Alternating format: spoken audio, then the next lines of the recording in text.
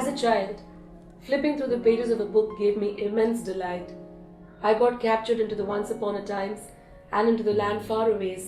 I lived an imaginary existence with the characters in the book, and as I flipped through more and more, I want to bring these stories alive into your world and into mine. A Chinese storyteller once said, "Say what should be said. Don't say what shouldn't be said.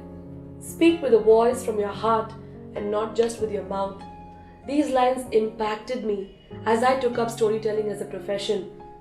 It all began when my daughter was under a year old. All she could recognize was Mummy. Mummy was the center of her universe.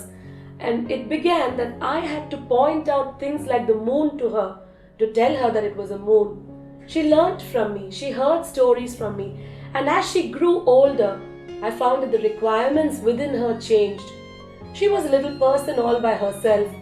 She had her own personality, she had her own likes and dislikes, and by the time she reached the age of 1, she started recognizing the world around her. Objects, shapes, colors, textures, and every night would be, "Mummy, tell me a story, please. Tell me a story about the crow and about the trees, about the gentle rustle of the breeze." It would go on and on and on. And today, as she's 5.5, I have presented to her the world on a platter.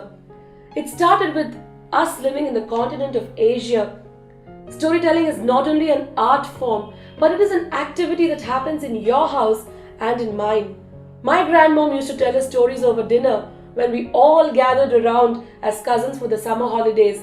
A ball of rice would be passed into each and every one of our hands, and we would eat off a common bowl.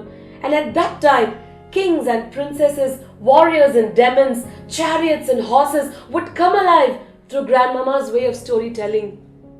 As we slowly grew older, time, technology, the internet stole the limelight from this wonderful tradition of oral storytelling that we have in India.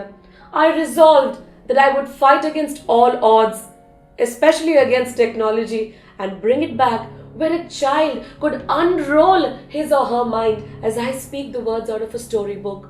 Classics, short stories, fiction, non-fiction. Why? You are a storyteller as good as me. All it takes is a figment of your imagination. All it takes is adding a little color to the canvas that is already there.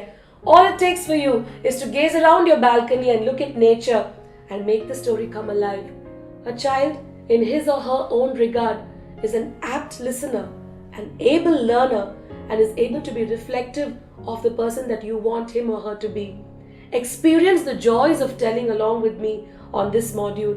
I take it through a varied canvas, across cultures, moving through languages, sailing through different parts of the world.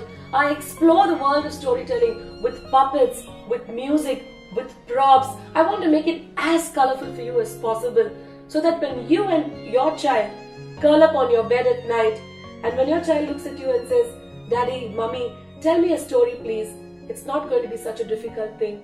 It's going to be a thing of beauty. And like a famous poet once said, I promise you, it's going to be joy forever. Happy telling and happy listening.